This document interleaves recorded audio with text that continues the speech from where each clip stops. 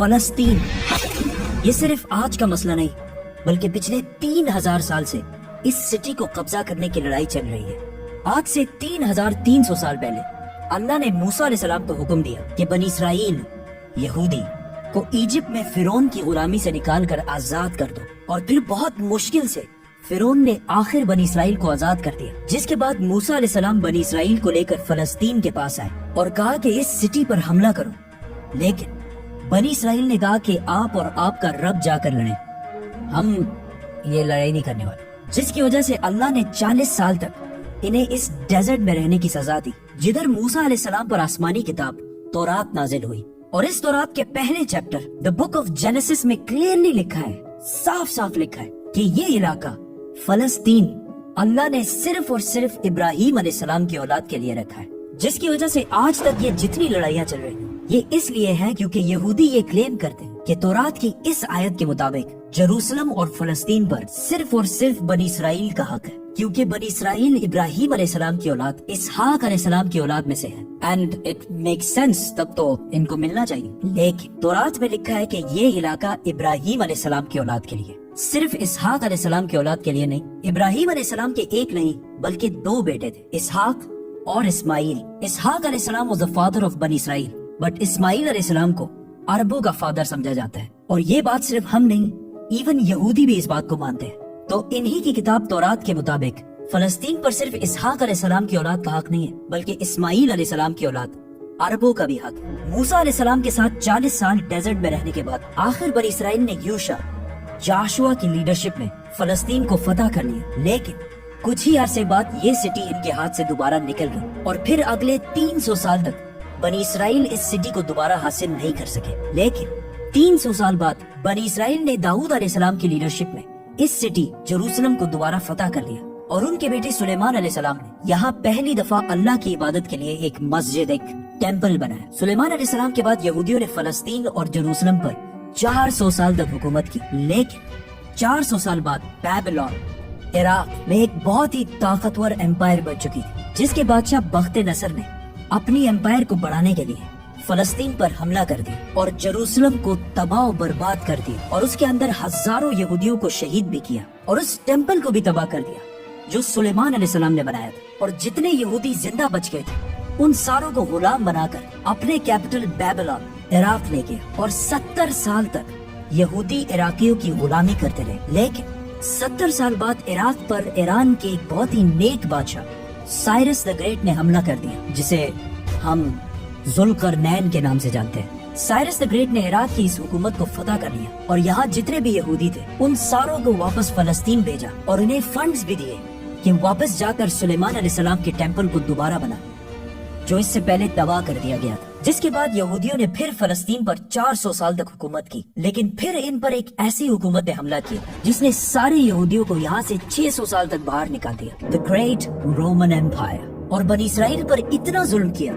جو اس سے پہلے کسی نے بھی نہیں کیا۔ یہودیوں نے رومن امپائر سے لڑنے کی بھی کوشش کی، لیکن رومن امپائر نے ہزاروں یہودیوں کو قتل کیا، اور حالات اتنے خراب ہوئے کہ یہودی رومن امپائر سے چھپ کر غاروں میں رہنے لگے، اور رومن امپائر نے بیت المقدس، جسے پہلے سلیمان علیہ السلام اور پھر ذوالقرنین نے بنایا تھا، دوبارہ تباہ و برباد کر دیا، اور اس کے بعد یہ ٹیمپل آج تک دوبارہ نہیں بن سکا۔ رومن امپائر نے فلسطین اور جروسلم پر 600 سال تک حکومت کی، لیکن 600 سال بعد رومن امپائر نے ایک ایسی غلطی کی جو اسے کبھی نہیں کرنی چاہیے تھی۔ انہوں نے عرب میں بہت ہی تیزی سے پھیلتے ہوئے نئے ریلیجن اسلام پر حملہ کرنے کی کوشش کی، لیکن اسلامک ریلیجن اور خلافت اتنی تیزی سے پھیلتی گئی کہ کچھ ہی سالوں میں رومن اور پرشین امپائر دونوں کو فتح کر لی، جس کے بعد حضرت عمر دنیا کے سب سے طاقتور بادشاہ بن گئے، جن کی حکومت الیگزینڈر دا گریٹ کی امپائر سے بہت بڑی تھی۔ آخر مسلمان رومن امپائر کو فتح کرتے کرتے جروسلم کے دروازے تک پہنچے۔ رسول اللہ صلی اللہ علیہ وسلم نے پہلے ہی کہہ دیا تھا کہ مسلمان ایک دن جروسلم ضرور فتح کریں گے۔ آپ مسلمانوں کے پاس 2 آپشن، یا تو جروسلم کو اسی طرح تباہ کیا جائے جو اس سے پہلے باقی بادشاہوں نے کیا تھا، اور یا اس کا سیج محاصرہ کر لیں۔ آخر 6 مہینے بعد جروسلم کے گورنر سفرونیس نے کہا کہ میں یروشلم صرف ایک ہی شرط میں مسلمانوں کے حوالے کروں گا کہ مسلمانوں کے بادشاہ عمر خود آ کر مجھ سے ملے۔ تو خالد بن ولید رضی اللہ تعالیٰ عنہ نے سوچا کہ اب مسلمانوں کے امیر المومنین کو کیوں ڈسٹرب کیا جائے، تو وہ خود عمر بن کر سفرونیس سے ملنے گئے، کیونکہ خالد بن ولید رضی اللہ تعالیٰ عنہ کی اپیرنس بالکل حضرت عمر سے ملتی جلتی تھی اور دونوں کی ہائٹ بھی بالکل سیم تھی، آلموسٹ 7 فٹ۔ لیکن وہاں ایک شخص حضرت عمر سے پہلے ہی مل چکا تھا، تو انہوں نے کہا کہ یہ حضرت عمر نہیں ہو سکتا، تو مجبوراً خالد بن ولید رضی اللہ تعالیٰ عنہ کو حضرت عمر، اس وقت دنیا کے سب سے طاقتور بادشاہ، کو جیروسلم بلانا پڑا۔ سفرونیس فل لگژری گولڈ اور سلور پہن کر بالکل تیار ہو گیا، کیونکہ اتنے بڑے بادشاہ ان سے ملنے آ رہے تھے۔ لیکن سفرونیس اور پورا جیروسلم یہ دیکھ کر حیران ہو گیا کہ بادشاہ کا غلام اونٹ پر بیٹھا ہوا ہے اور بادشاہ خود بالکل عام کپڑوں میں پیدل چل کر آ رہا ہے۔ یہ منظر جیروسلم والوں کے لیے بہت شاکنگ تھا، کیونکہ اس سے پہلے جب بھی کسی بادشاہ نے جیروسلم پر فتح حاصل کی، اس نے اس سٹی کو تباہ و برباد کر دیا تھا اور یہاں کی گلیوں کو خون سے بھر دیا تھا۔ لیکن اب یہ ایک بادشاہ آیا ہے جو ان ساروں سے زیادہ طاقتور ہے، لیکن بغیر کسی فوج کے اور بالکل عام کپڑوں میں۔ ایسا اس سے پہلے کبھی بھی نہیں ہوا تھا۔ حضرت عمر نے سارے ریلیجنز کو آزادی دی اور بغیر کوئی خون بہائے سفرونیس نے جیروسلم کو حضرت عمر کے حوالے کیا، لیکن انہوں نے ایک شرط یہ بھی رکھی کہ مسلمان یہودیوں کو جیروسلم آنے کی اجازت نہیں دیں گے۔ لیکن حضرت عمر نے اس کی یہ شرط نہیں مانی اور یہودیوں کو بھی بیت المقدس آنے کی اجازت دی، اور اس طرح پہلی دفعہ جیروسلم ابراہیم علیہ السلام کے بیٹے اسماعیل علیہ السلام کے اولاد کے پاس آیا۔ اس کے بعد آلموسٹ 350 سال تک مسلمان، کرسچن اور یہودی جیروسلم میں بالکل پیس اور امن کے ساتھ رہنے لگے۔ لیکن پھر 350 سال بعد کرسچنز نے پورے یورپ سے فوج جمع کر کے جیروسلم پر دوبارہ حملہ کر دیا۔ اس وقت مسلمانوں کے آپس میں بہت لڑائیاں چل رہی تھی، جس کا فائدہ اٹھا کر کروسیڈرز نے آسانی سے جیروسلم کو فتح کر لیا، اور جیروسلم فتح کرنے کے بعد مسلمانوں اور یہودیوں پر انبلیویبل ظلم کیا اور ہزاروں مسلمانوں اور یہودیوں کو شہید کر دیا اور مسجدوں اور سینیگوگز کو بھی تباہ کر دیا۔ اور ہسٹری میں لکھا ہے کہ کروسیڈرز نے جیروسلم کی گلیوں کو مسلمانوں کے خون سے بھر دیا تھا، اور ایون مسجد اقصی کو بھی مسجد سے ایک محل، پیلس میں بدل دیا تھا۔ یہودیوں کے عورتوں اور بچوں نے اپنی جان بچا کر اپنے آپ کو سینیگوگز میں بند کر لیا، لیکن کروسیڈرز نے ان سارے بلڈنگز کو آگ لگا دی اور ان کے بچوں اور عورتوں کو زندہ جلا دیا۔ اور یہ سب صرف ہم نہیں کہتے، بلکہ یہ اوتھینٹک ہسٹری کا حصہ ہے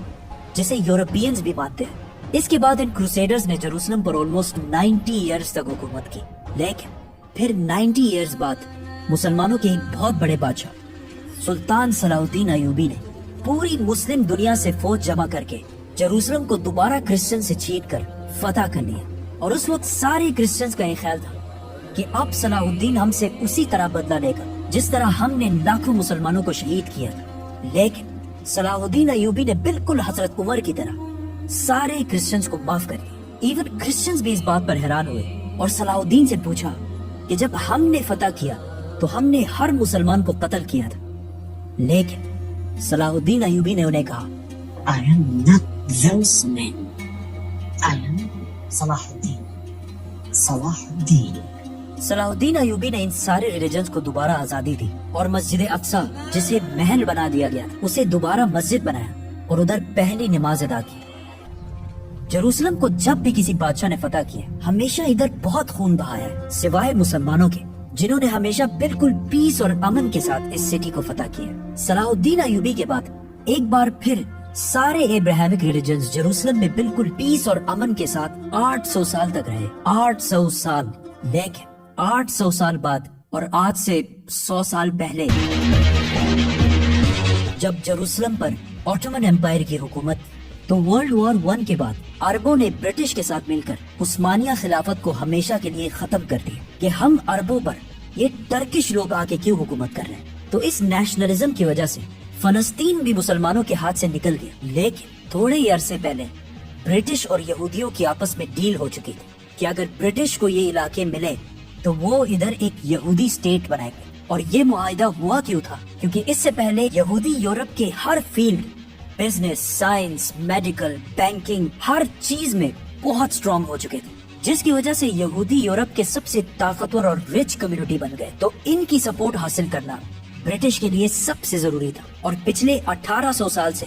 یہودیوں کے پاس اپنا کوئی بھی ملک نہیں تھا۔ تو ان میں سے کچھ یہودیوں نے زائنزم کی سوچ شروع کی کہ ہمارا یہودیوں کا بھی ایک اپنا ملک ہونا چاہیے، اور اس کے لیے انہوں نے اسی فلسطین کے علاقے کو چنا۔ اور یہ ملک حاصل کرنے کے لیے انہوں نے ہر طرف سے کوشش شروع کی۔ یہودیوں نے ایون عثمانی خلیفہ سلطان عبد الحمید سے بھی ڈیل کرنے کی کوشش کی، لیکن انہوں نے صاف انکار کر دیا، جس کی وجہ سے یہودیوں کو سمجھ آ گئی کہ اگر اپنا ملک بنانا ہے تو عثمانیہ سلطنت کو ختم کرنا ضروری ہے۔ اور جیسے ہی ورلڈ وار 1 کے بعد آٹومن امپائر ختم ہوئی اور فلسطین آٹومن امپائر سے برٹش کی طرف چلا گیا، تو یہودی پوری دنیا سے اسی سیکرٹ پلان کے تحت فلسطین شفٹ ہونا شروع ہوئے اور فلسطین کے مسلمانوں سے زمینیں ڈبل ٹرپل پرائس پہ خریدنے لگے، کیونکہ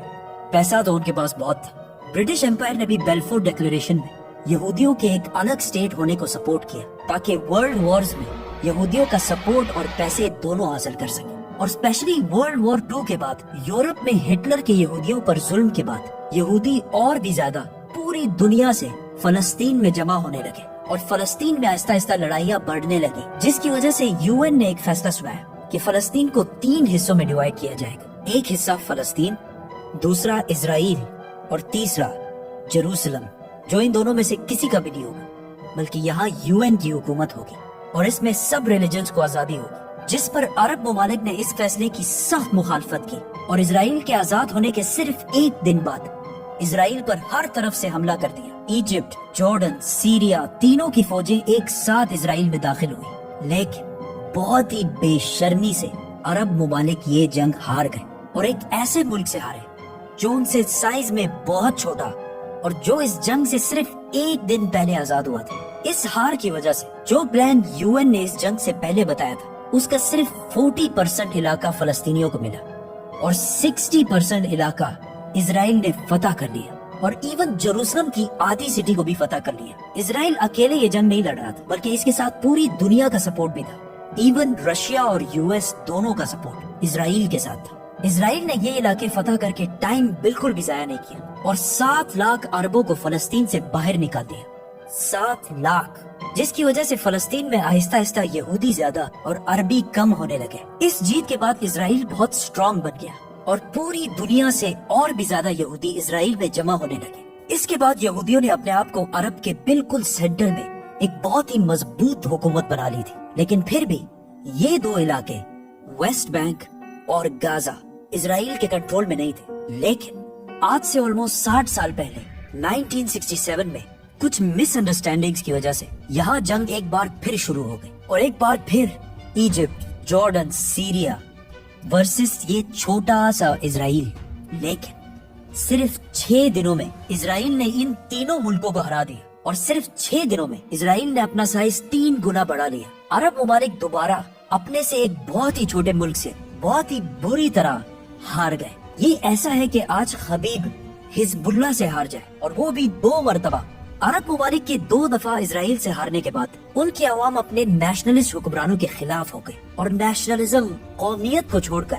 ایک نئی سوچ کی طرف بڑھنے لگی، دا مسلم بردرہڈ، اخوان المسلمون، جو مصر کے ایک اسکول ٹیچر حسن البنا نے بنائی تھی اور جو ایک پاکستانی اسکالر مولانا مودودی کے خیالات سے انسپائرڈ ہے۔ اس سے پہلے اخوان المسلمون کا عرب میں صرف مذاق اڑتا تھا، لیکن اس ہار کے بعد اخوان المسلمون نے عرب عوام سے کہا کہ یہ جنگیں عرب کے مسلمان نہیں بلکہ یہ نیشنلسٹ ہارے ہیں جو صرف نام کے مسلمان ہیں اور ان کا کوئی، جس کے بعد عرب کی عوام اس نئی سوچ مسلم بردرہڈ کی طرف آنے لگی۔ حماس بھی اسی اخوان المسلمون سے انسپائرڈ ایک گروپ ہے، لیکن اخوان المسلمون وائلنس کے خلاف۔ اس جیت کے بعد اسرائیل نے ویسٹ بینک، گازا اور جیروسلم سب پر قبضہ کر لیا اور آج تک یہ سارے علاقے اسرائیل سے دوبارہ کوئی بھی نہیں چھین سکا۔